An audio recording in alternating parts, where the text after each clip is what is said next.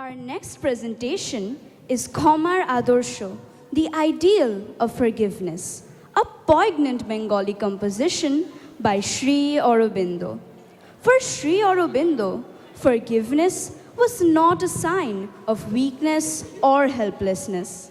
True forgiveness springs from inner strength, nobility, and spiritual courage. It is the ability to rise above anger and resentment while remaining steadfast in the pursuit of truth and justice. Through this evocative presentation, the students of classes 7 and 8 bring alive the profound ideal of forgiveness and remind us that the greatest victory is often the victory over our own anger and hatred.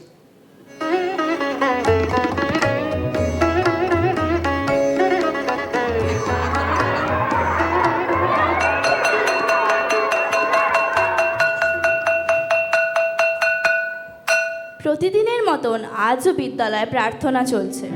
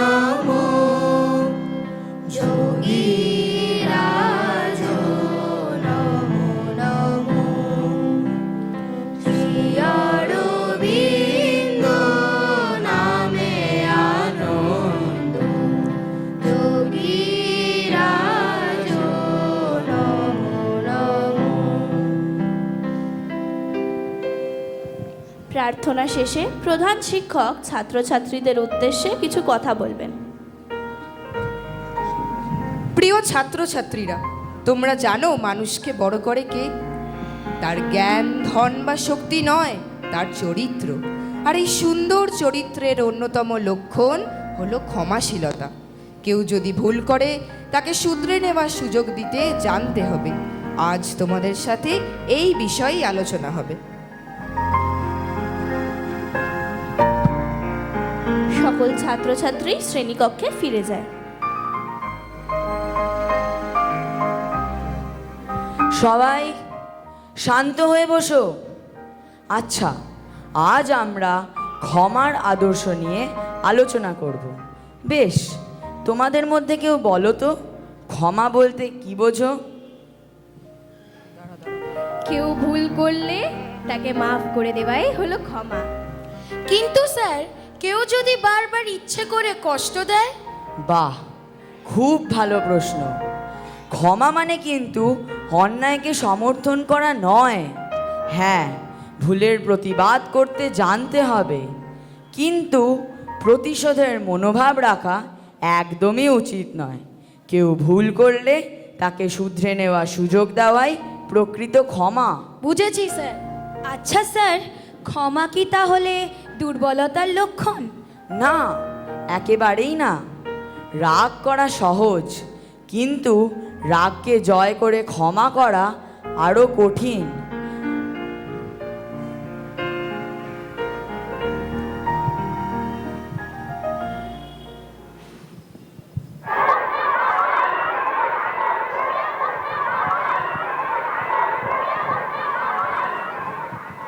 বিদ্যালয়ের খেলার মাঠে সকল ছাত্রছাত্রী খেলছে। হঠাৎ সুমনার ধাক্কায় রাহুলের খাতাটি পড়ে যায় এবং সেটি পুরো ভিজে যায়।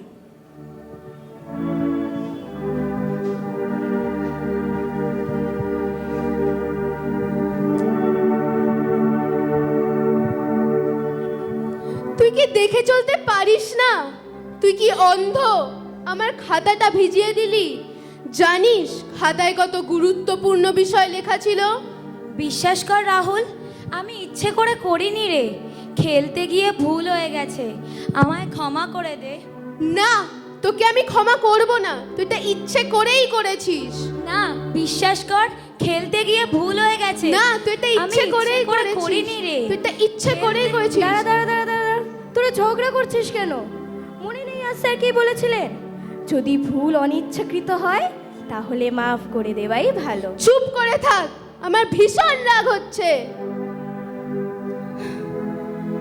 ঠিক আছে, যা যা, তোকে আমি ক্ষমা করলাম, কিন্তু পরের বার থেকে সাবধানে চলবি। ধন্যবাদ রাহুল, আমি এরপর থেকে খুবই সচেতন থাকব। যা যা।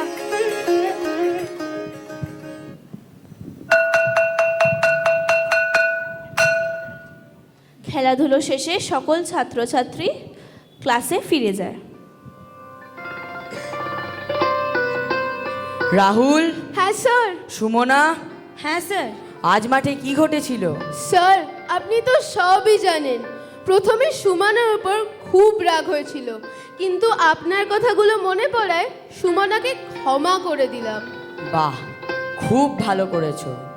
জানো তো, ক্ষমা করলে শুধু অন্যের মনই বদলায় না, নিজের মনও শান্ত হয়। আসলে আত্মনিবেদন করতে শিখতে হবে, এটি একটি অভ্যেস।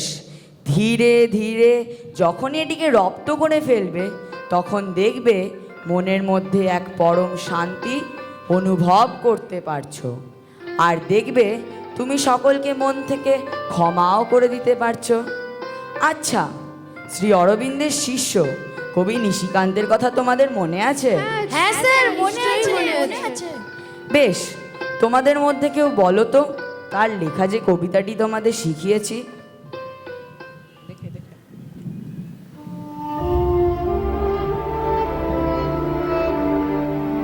তোমার কাছে হারবো আমি, সবারে জয় করব, এই তো আমার গর্ব প্রভু, এই তো আমার গর্ব।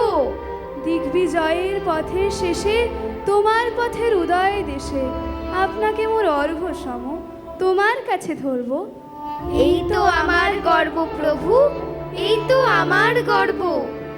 হে মহাজন, চিনতে তোমায় জিনব ভবের বাজার টারে, সকল রাজার দুয়ার ভেঙে যাবই আমার রাজার দ্বারে। জয় করা ধন রতন যত চলছি গেথে মালার মতো, সেই মালা মোর বদল করে তোমার শিকল পরব। এই তো আমার গর্ব প্রভু, এই তো আমার গর্ব।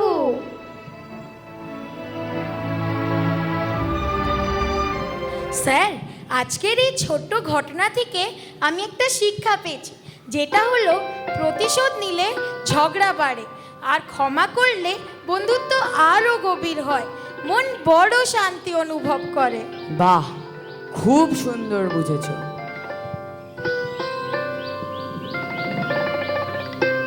আজকের এই ছোট্ট ঘটনাটি থেকে ছাত্রছাত্রীরা বুঝতে পারল, ক্ষমা দুর্বলতার নয়, মহত্বের পরিচয়।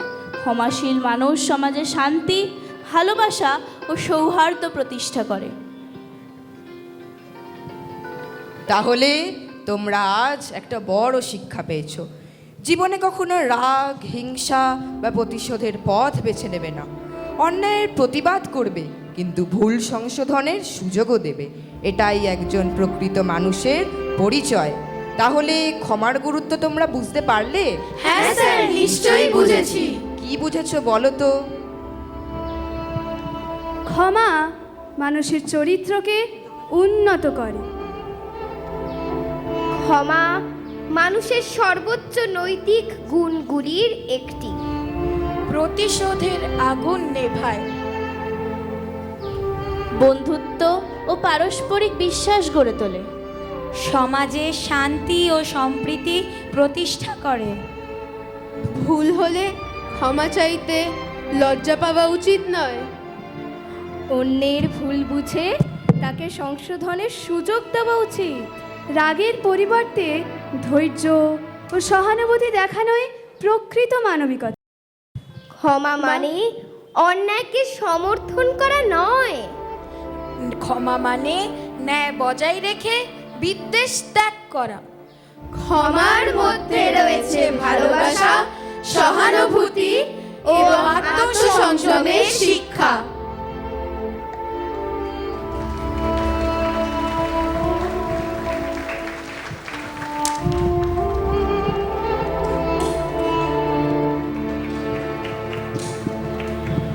ক্ষমা মানুষের মহত্বের পরিচয়, প্রতিশোধ সাময়িক তৃপ্তি দিতে পারে, কিন্তু ক্ষমা দীর্ঘস্থায়ী শান্তি ও সৌহার্দ্য সৃষ্টি করে। শ্রী অরবিন্দের ক্ষমার আদর্শ প্রবন্ধে বলেছেন যে ভারতবর্ষে এমন সব ঋষিরা ছিলেন, এমন সব সাধু সন্ত ছিলেন, এমন তাদের তপস্যার বল ছিল যার দ্বারা পৃথিবী ধারণ করা যায়। আর পৃথিবী ধারণ করতে প্রয়োজন সততা ও নিষ্ঠা। তোমরা যদি এই ভাবধারাকে আদর্শ মেনে চলতে পারো, তাহলে শ্রী অরবিন্দের স্বপ্ন সফল হবেই। আমাদের ভারতবর্ষ আবার অধিকতর গৌরবে প্রতিষ্ঠিত হবে। বলো বলো বলো তবে, যত